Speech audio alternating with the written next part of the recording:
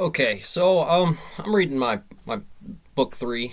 Um, I'm just kind of going through the amendments, the Bill of Rights here, and I was just reading them out to myself, thinking, well, how does my case apply? What is it? I'm just having some fun with it, realistically. Congress shall make no laws representing the establishment of a religion or prohibited the free exchange, therefore, um, or abridging the freedom of speech or the press, or of the right of the peoples peaceably to assemble and to petition the government for the readiness of grievances. So when I do that one, I gotta. You're playing the foundation game. What did they do there? Well, they really didn't do anything that violated my First Amendment right. Neil did tell Jerry to have me arrested for protesting, but I wasn't arrested for protesting, right? So I can't really do that. But what they have done up until this point is told me that I couldn't post anything about the case, and I wasn't allowed to talk to people about the case. Now, this will be important later as a terroristic charge as we get farther down into the line of things. But as for right now, it's just a violation, which you shouldn't do. You can't tell me I can't say Jerry's an asshole to somebody. You can't tell me I am somebody. And unless the lawyer's going to go through my material like I'm setting up a militia, the freedom to assemble here of whatever issue is to say that we were going to do a criminal action as if it was some kind of hit or something of that nature, which is very different than communicating and assembling with people. So that's one of the things that they shouldn't have even written on my deposition. A well-regulated militia being necessary to secure, for the security and the freedom of a state, the right of the people to keep and bear arms shall not be infringed. Well, in this case, there was no threats of weapon usage. I was First Amendment protesting, and they took my guns. That's one of those things they have. That not only did they take my guns, they took my guns with the implied model that I will never get them back as a felon. That's ridiculous. No soldier in time of peace be quartered in any house without the consent of the owner, nor in its time of war, but in the manner to be prescribed by law. So this one's a little bit complicated. This is more about what is it? It's either legal negligence or it's failure to have representation, realistically. Which I do have representation, but I don't necessarily like the fact I didn't talk to that representation until I was in my skivvies in front of the judge. I would have figured somewhere before this that lawyer would have talked to me before, because I never told the lawyer that I was going to plead not guilty. He just must have assumed that and said that for me. So, I'm not to say that wasn't the direction I was going to go, but still, don't you think you need to have a conversation with this potential person in custody to find out whether that's really what you want to do or not? I mean, what if I had said something to you as a lawyer and, you couldn't represent me in that fair manner? So this will be an important number for other things later, but basically I was quartered.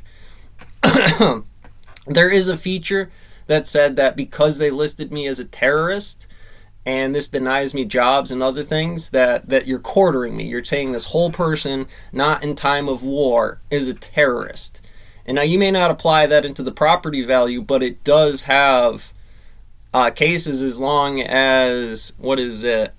Oh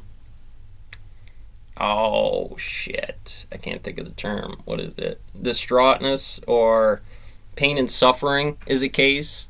These are arbitrary values. So why can't it be used for other things? Especially in this case, which has a high qualification of denying you a job in the future and a bunch of other things. You're taking that whole person, you're saying they're lesser without really knowing their qualifications. What is it, 4 here? The right of the people to be secure in their person, house, or papers, and effects against unreasonable search and seizure shall not be violated, and no warrant shall be issued. So again, this is an idea, more in my case, the Facebook line, that this is a First Amendment violation in a form of a spying system. They can't use a warrant on it. So really anything after the case they can't really say or use in terms of whether I was assembling with somebody or they were going to say that that was a manifesto of assembling as a hostile militia. So again, a little confusing inside of there, but again, we're just playing this out. This is the foundation game for the most part. But upon cases supported by oath of the aforementioned and the procedure describing the place to be searched and the person or thing to be seized. Again, they didn't seize my guns, but because they made me do so, this would have done that. And again, I wasn't charged guilty yet. It's just an OP restraining order. It's just because the rules of an OP restraining order require you surrender your weapons, that this is not secure, and in a way I would imagine it's some type of violation of the Fourth Amendment, isn't it? At any rate, now the fifth one's a little harder because I pled the fifth. There's really only thing I can say is that, if you go too deep down the rabbit hole in there, it's just don't say anything. But it says, no person shall be held to answer for a capital or otherwise infamous crime unless on a presentment of or indictment of a grand jury, which again I'm being held in terms of me wanting to do my rights, and I have to figure out where this court venue is going to be where I'm going to actually see a grand jury. Am I going to go right to O'Brien when he canceled the case and said it has to go to a new venue? Is this a grand jury? I mean, is the grand jury 12 peers? I got to have a case. I've already pled not guilty. What's the preliminary? This is a Class C felony. And, what they claimed it was. I'm not saying that I did that. I'm just saying it's just, that's pretty extreme about why they wouldn't want that and the prejudice of their situation to have it backtrack their audit, get them in trouble, fired, deny their pension, and things like that. That you wouldn't think that they would try to throw somebody under the freaking bus. And here, that's a pretty infamous crime. You put me in the newspaper for a terrorist, and I have yet to see a grand jury. You've defined those things, whether it be the newspaper or the court system or somebody else. It's why we have legal representation for this. You just took the world against it and had the, the indictment team, or whatever, the court system. At any rate, not really much I mean, just going through here. The sixth, in all criminal procedure prosections, the accused shall enjoy the right to a speedy trial by an impartial jury of the state and district wherein the crime shall have been committed, which district shall have been previously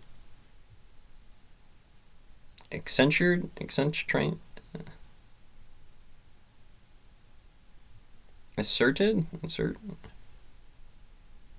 handwriting's been a little not the best, by law and by informed of and to be informed of the nature of the case of the association to be confirmed with the witnesses against him, to have compulsory process for obtaining witnesses. All right, so I really don't have witnesses, but the prosecutor will. Me, on the other hand, again, right now it's that change of venue argument. There is no statute one way or the other in any form for what the statute of limitation is. So whether it was Judge O'Brien or whether it was my lawyer, which I highly doubt it was my lawyer. The lawyer must have signed the paperwork for doing that, which gets us into a legal malpractice argument, not necessarily a Sixth Amendment violation, because then the judge kicked it off at the right time. But the problem is still there is no statute for something like that. There is no, you wait 2 or 3, there will be a window because we're changing out the venues, but there is no fixed amount of time that says there's a timeline that the court has to do that in. And that's really nasty. That leads to Sixth Amendment violations. There is no timeline for the action to be served at, so where's the compression to make sure it gets through the pipes, right? And with that, you have to ask, was the prosecution ready for this case? Were they doing everything that was necessary so I could even say there would be a fair and speedy trial because of how far behind the court system is on the 8 ball here of protracted natures? That's not that's why you would have to make everybody a lawyer, not just the lawyers that you have, because of the malicious standards inside of here of not being able to represent the law that you say you represent. It's ridiculous. It's a real nasty feedback loop of somebody that done something and had rules and regulations for it while new people jump into it and never bothered to change it.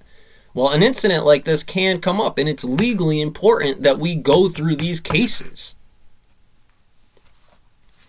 At any rate, at the 7th year, in suits at common law where the value of a controversial incontroversial shall exceed $25 or $20, the right of trial by jury. And again, this one goes to malpractice of that lawyer. I'm in this case. This case had a feature. This feature of the case had a lawyer that was potentially doing some negligent stuff. That radically changes the value of the court case. It changes the time. It changes the need for me to get a new lawyer, which is way more than $20. And it's so in here, this court system made that happen. They gave me a public attorney. I don't care whether it was the court system of town in itself. I don't care whether it was Delhi. I don't care whether it was New York State Bar. I shouldn't be reflected to this right. Yes, there is uncertainty in it, but it's your guys' qualification to make them pass bar before they can do any of this that was supposed to limit this. And then to give us something that is not correctly the legal representation we need is ridiculous, just because they have a degree and they have the authority to do a job that nobody else is allowed to do in the Reed technique. I can't sit in on these trials. You're going to say that, for whatever reason, I wasn't partial to the jury or any witness in that jury.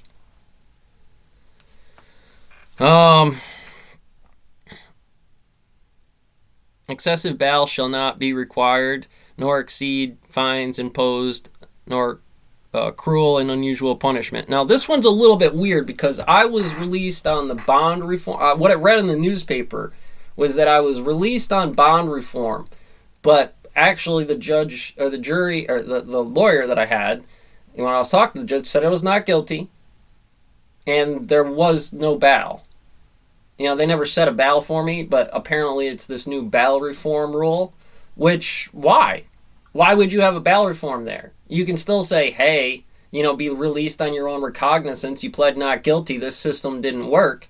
But see, now there's a difference to say, well, because they were released on their own recognizance, that means I would have charged them a bail and they would have stayed in county because they had done something illegal.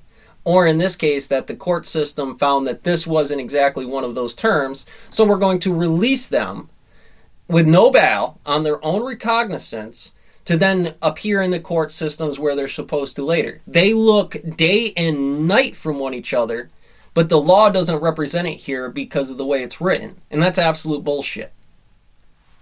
If you've done the crime, you got to pay the bail. If you paid the bail and you fight the court system later because you spent a little time in jail before your court system, which would have been some kind of nature of the same thing here, that you'd had a venue, you changed that venue, and then held in Sixth Amendment limbo for however long without a statute for the length, the time limit on those things.